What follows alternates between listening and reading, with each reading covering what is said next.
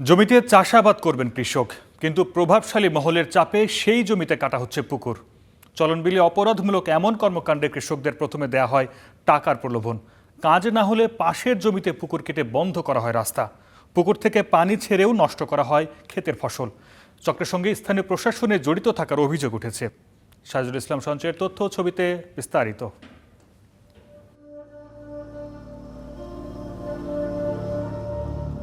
সিরাজগঞ্জের তারাস উপজেলার কাউডাইল এলাকা। স্টার নিউজের ড্রোন ক্যামেরা দেখে কাঁচ ফেলেই দৌড়ে পালান কয়েকজন।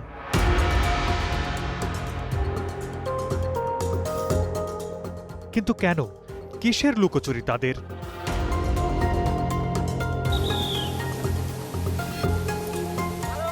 এই চিত্র গত ২৭ জানুয়ারির। এক্সক্যাভেটর দিয়ে কৃষি জমিতে চলছে মাটি কাটার কাজ। যথারীতি আবারও দৌড়। স্থানীয়দের ভাষ্য, চলনবিল অধ্যুষিত এই এলাকায় ৩ ফসলি জমিতে ধান, গম, সরিষার পাশাপাশি অন্য চাষাবাদ হয়। কিন্তু কয়েক বছর ধরে এসব জমির মাটি কেটে তৈরি করা হচ্ছে পুকুর। স্থানীয়রা বলছেন, জমিতে চাষাবাদের চেয়ে মাছ চাষে লাভ বেশি, তাই পুকুর তৈরির এই মহাযজ্ঞ। অথচ কৃষি জমির মাটি কেটে পুকুর তৈরি দণ্ডনীয় অপরাধ। গরু বছর পাললে পারবো না, কিছু বলা যাবে না। খাদ্য নাই কে, খ্যান নাই কে, কিছু নাই, কি করবি? বিদেশ থেকে সরকার কোটি কোটি টাকা খাদ্য কিনে নিয়ে এসে দণ্ড খিলেন লাগবে, তাছাড়া কোনো পথ নাই। প্রশাসন ধরেন ঘুষ নিয়ে টাকা খায়, তবে কাটতে দিতেছে।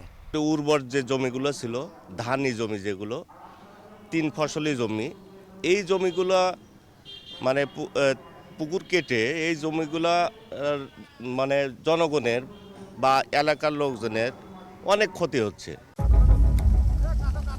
দিনের আলোয় বাধা পেয়ে পুকুর কাটার কাজ চলছে রাতের আধারেও।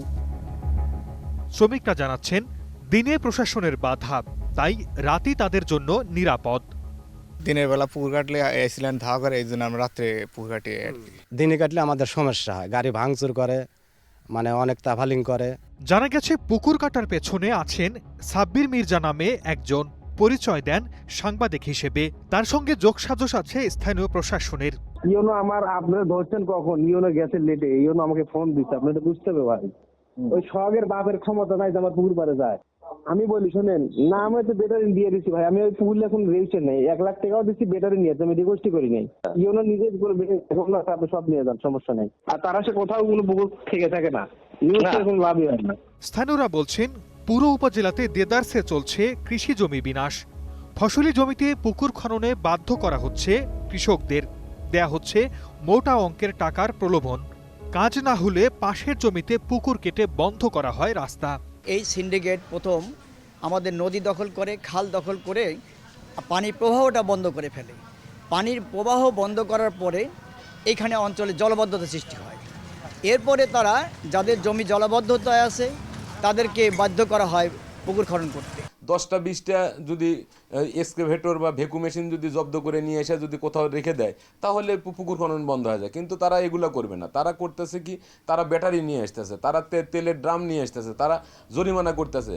উপজেলা মৎস্য ও কৃষি অফিস বলছে, গত 5 বছরে তারাশে অন্তত 2500 পুকুর খোঁড়া হয়।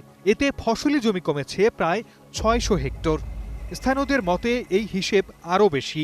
2020-21 দিকের যদি আমরা তথ্য বলি, সে সময় আমাদের তারাশের চাষযোগ্য পুকুরের এরিয়া ছিল 1450 থেকে 1500 হেক্টরের মতো। এবং যেহেতু এটি একটা প্রমিজিং জায়গা, মাছ চাষের সফল একটি উপজেলা, সুতরাং মানুষের মধ্যে মাছ চাষের আগ্রহ বেড়েছে, ফলে এখানে পুকুরের সংখ্যাও বেড়েছে। এভাবে যদি কন্টিনিউ অনিয়ন্ত্রিতভাবে যদি তারাশে পুকুর খনন হতে থাকে, তাহলে একসময় চলনবিলের যে আমাদের বিশাল একটা শস্য ভাণ্ডার, এটা হুমকির মুখে পড়ে যাবে।